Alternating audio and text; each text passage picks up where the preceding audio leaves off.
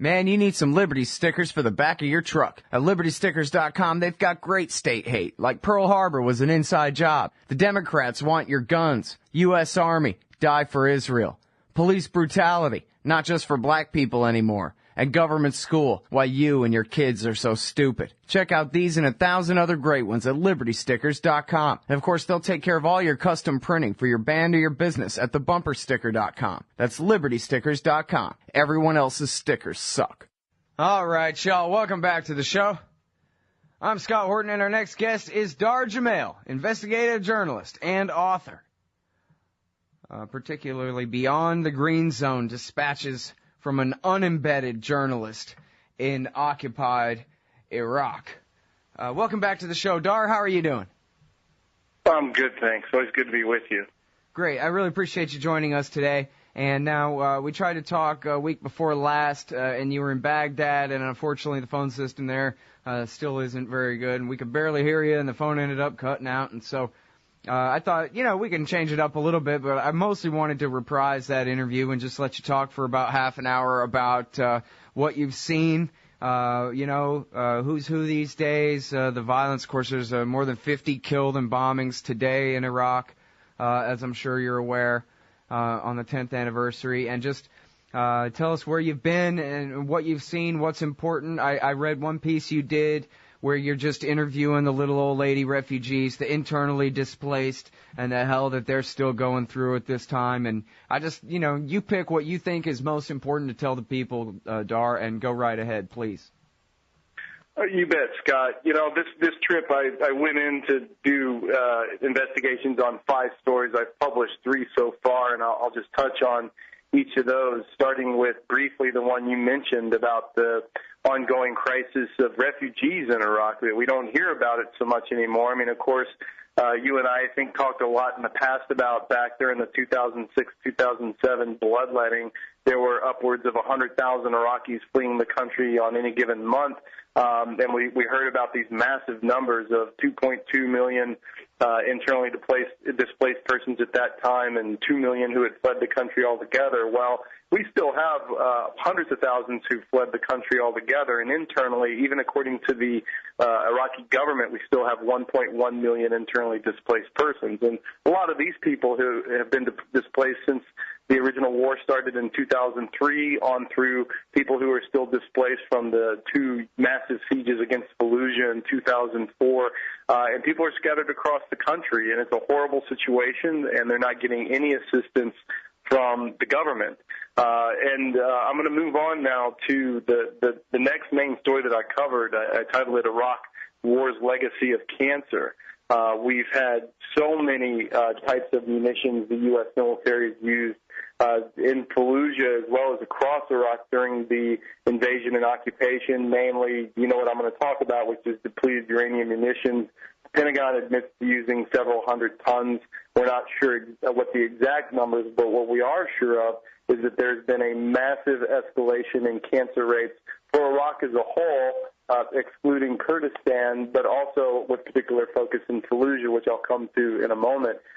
Even official Iraqi government statistics show that prior to the first Gulf War in 1991, cancer rate in Iraq was 40 out of 100,000 people.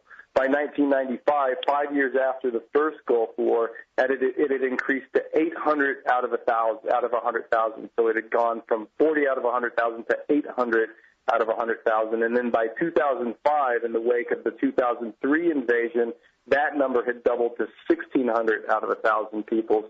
And the current trends show a continuing increase in the rate. So rather staggeringly dramatic increasing rates of cancer across the country. And then that said, what's additionally shocking that I learned this trip is that talking to different doctors, both in Fallujah as well as Baghdad, and doctors down in Basra reporting the same thing, is that the official cancer statistics by the government are hard to come by because only 50% of the health care available in Iraq is public, and the other 50% is private.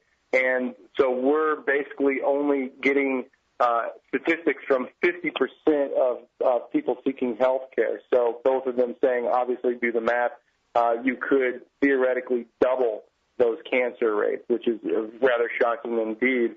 And then moving on to Fallujah, where I think one of the most, to give perspective on the massive increase in cancer and how it's really making itself evident in Fallujah is the cases of congenital malformations of newborns. And we're seeing that rate really is off the charts. And I think the statistic that I can quote that really puts it into perspective is I interviewed a doctor there. Her name is Dr. Samira Alani, and she is the only doctor in the entire city who is registering cases and not getting, of course, any help from Baghdad. And she went to try to get help on what she's seeing were really, really horrible situations of newborns, really nightmarish photos. I mean, I've posted a couple of them with my article online, and there's many, many more than that literally are too graphic to post for the news agency that I work for. But what she's seeing, these horrible malformations, literally babies, cyclops babies with one eye, babies being born with two heads, babies being born with half their internal organs outside of their bodies. I mean, really, really nightmarish type of stuff. And when she spoke with doctors she met with in Japan, and she went to the sites of Hiroshima and Nagasaki, and she spoke with them of the rate, what types of rates of congenital malformations did they see in those areas in the wake of the U.S. nuclear bombings of those areas in World War II. And when she compared her statistics, and these are only with cases that she personally is registering in the entire city, needless to say, she's missing a lot of them, and she also said we're probably missing half of them, that her incidence of congenital malformations in Fallujah is 14 times the rate that were registered in the wake of Hiroshima and Nagasaki in Japan. So that gives you an idea of how bad the cancer is there, how much of a disaster it is. And then moving on, and I'll just give you another overview, Scott, and then take a breath here. But the other story I did is about the methods of torture, detention, and executions being carried out by the Maliki government. Just an overall nutshell of this situation. Maliki is being referred to as the Shia Saddam. You hear this across Baghdad. You hear this across places like Fallujah, where I went this trip. People in Fallujah are saying it's so bad there that because of the Maliki forces have the town essentially surrounded with checkpoints, just going out to Fallujah the back way from Baghdad, we're talking about a distance of maybe 60 miles. But taking the back way, I went through about 24 checkpoints just to get into the city. And Fallujans are saying, look, these are manned by basically predominantly Shia militiamen in Maliki's military. They're being used to come into the city, do home raids, detain people. And they're saying that the tactics used by the Maliki regime are actually worse than what the Americans carried out there, because they said, look, when people were detained from their houses by the Americans, we knew that the odds were pretty good that they would eventually be released. Okay, we knew they would be tortured. We knew that they would be mistreated, but we knew that at least eventually they would probably be released. With Maliki's regime, we know that when people are detained, that they're basically, we're not probably going to see them again. And what's happening now, Scott, is that it's so bad with the Maliki government, they're using this thing called Article 4 in their law, which basically is a page taken from the Bush playbook, which gives them carte blanche to go pick up anyone under the guise of a suspected terrorist, meaning they don't have to tell anyone that they have them. They can hold them indefinitely and do what they want. So people are being detained from all over Sunni areas of Baghdad, from mixed neighborhoods in Baghdad, and from places like Fallujah, which are, predominantly Sunni by far, all under the guise of Article 4. They're being tortured horrifically, a lot of the same stuff that they were taught by Lieutenant Colonel James Steele. I'm sure you and I have talked about this in the past, and once again we see it reported more recently by the joint BBC Arabic and Guardian investigation. But, Lieutenant Colonel James Steele, retired, who did responsible for all the dirty wars, the training that went on there in the Central America under Reagan. Of course, he was brought in to Iraq. Rumsfeld referred to him, I believe it was in 06 or 07, as we're going to start using the Salvador option in Iraq, where he was, of course, referring directly to our beloved friend, war criminal, retired Lieutenant Colonel James Steele, who brought in basically methods of turning the sects against each other and generating infighting, setting up the secret prisons, and teaching them all these wonderful torture techniques that are being used in Iraq today, using lots of electricity on fingers, toes, genitals, tongues, bagging people's heads, hanging them from their ankles, hanging them from their arms for days at a time, raping the men with broom handles, bottles, repeatedly raping the women, threatening the men that they're going to bring in their mothers and their wives and their daughters and rape them in front of them if they don't talk.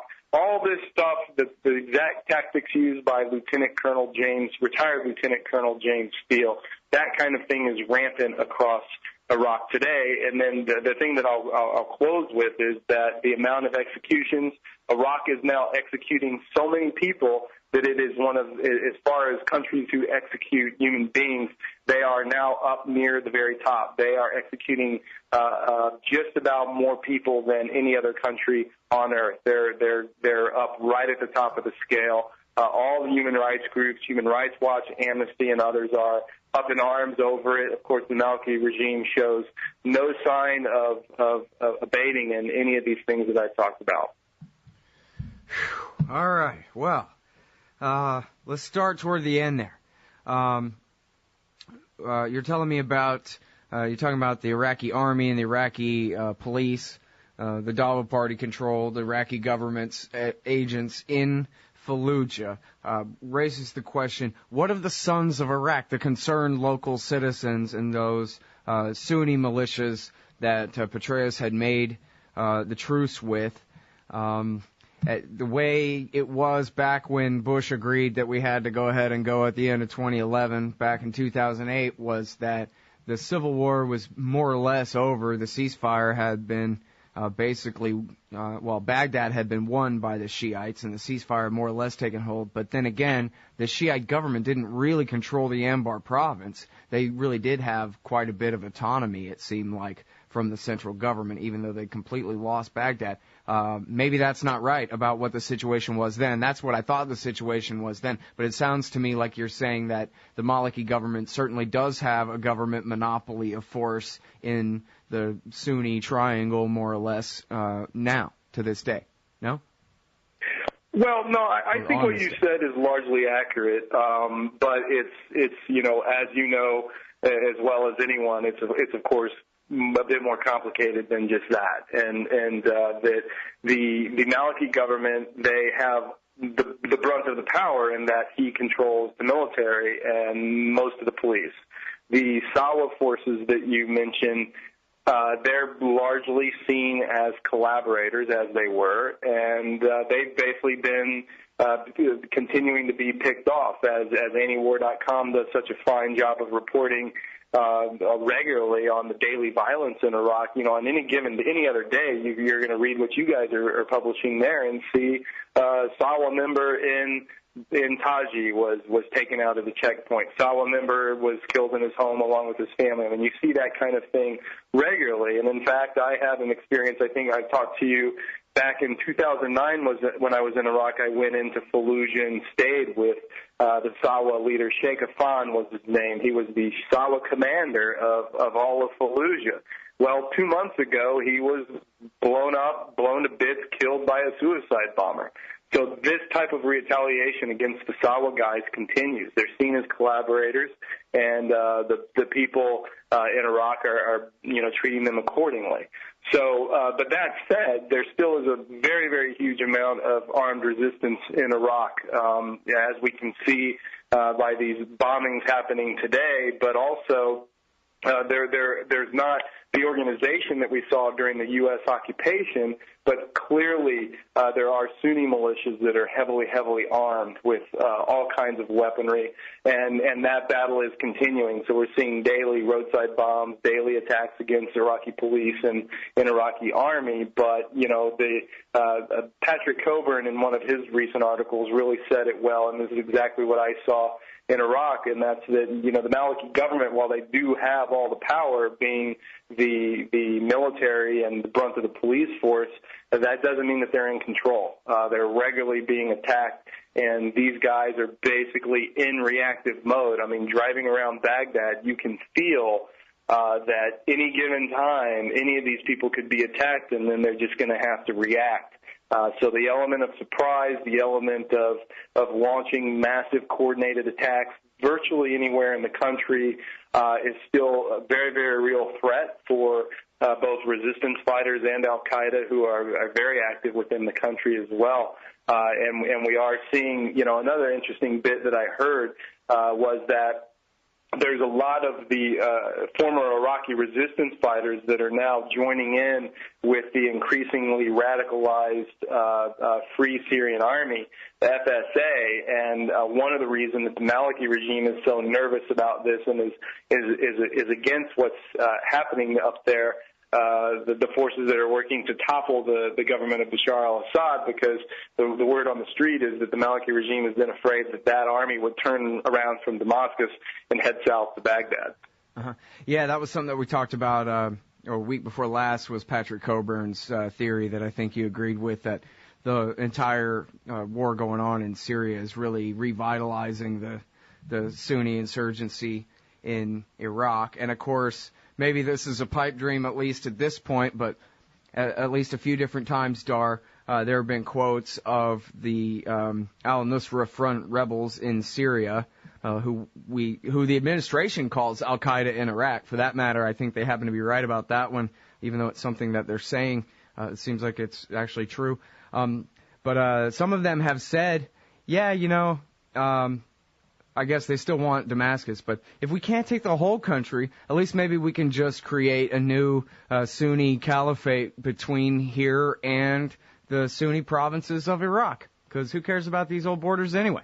And so here, in a way, at least there's the rising specter of the bogus caliphate that never existed, that Bush was waging this war in defiance of, actually coming into existence. And maybe what we've known as Syria and Iraq in the past is really in jeopardy even in the short term. Well, that's very much what we're seeing. I mean, it was really interesting. I was in Fallujah 2 Fridays ago to witness the demonstrations and during the Friday prayers up there, where they shut down the highway every Friday. And what's interesting is looking out, and my Fallujah fixer was warning. He said, "Look, we have to be really careful." We were up on the stage with the imams who were talking and leading the demonstrations and then leading the prayers. And my fixer was saying, "Look, we need to be really careful, because there are most of this demonstration is peaceful, and these imams are trying to keep it apolitical, and they're trying to keep it simply human rights based. These are our human rights demands. We want to stop the detentions. We want to do away with Article 4. We want to stop with the assassinations and the death squads and all this stuff." Obviously completely legitimate demands. And they were going to great lengths, really bending over backwards to say, "Look, this is not political. We don't want to make it a Shia-Sunni thing, because it's not. We just simply want justice, and we want, reparations made in our city, et cetera, et cetera." But what was in the crowd is you could see there were these groups of al-Qaeda is in the crowd, and they have their black flags, and they are calling for, marching upon Baghdad straight away. Let's bring on the suicide bombings, and let's just have all-out war. And they're there, and they are there within the group, and they are definitely a minority, but they're very much there. And it's the same thing that we saw during the height of the organized Iraqi resistance back in 05, 06, 07. And 08, when these people came in and basically started working their way into the Iraqi resistance and radicalizing it. And, being the only employer in town with money, they were bringing in younger folks and recruiting them heavily. And we're starting to see now, several years after that, the fruits of those labors are that they are there, and they have grown, and they have become more organized, and they have basically worked their way into the fabric of the various towns. And in that exact way, the Bush policy and the Bush strategies and tactics used there, one we can point to very obviously, the tactics employed by retired Lieutenant Colonel James Steele that, of course, radicalized the population, especially the younger population. We're seeing the fruits of those policies right now on the streets, and it's created exactly what they claimed they were going after in the first place in Iraq, which didn't exist, but now their tactics have created the exact same thing that they said they were going to eradicate. Yeah, it's funny, too, because Zarqawi didn't even call himself leader of the local al-Qaeda franchise until the very end of December 2004, almost 2 full years into the war, whereas before he had told bin Laden, go to hell, man, I want to go fight the king of Jordan. You fight the Americans. I don't care about that. He wasn't even an al-Qaeda guy until later he called himself that. But now here's the thing. I'm sorry, there's so many different follow-ups and directions we can go with all this, but we're so short on time, and a subject that's gotten very short shrift in the Gareth Porter interview just now and in your interview week before last, both and all these, is the situation in Kurdistan, the history of the ethnic and sectarian cleansing this whole time, especially, since 2003, maybe since 91, but especially since 2003, and the situation now, which is still incredibly volatile. I mean, I hate to predict disaster. I don't want to, but people always say it's not a matter of if. It's just when.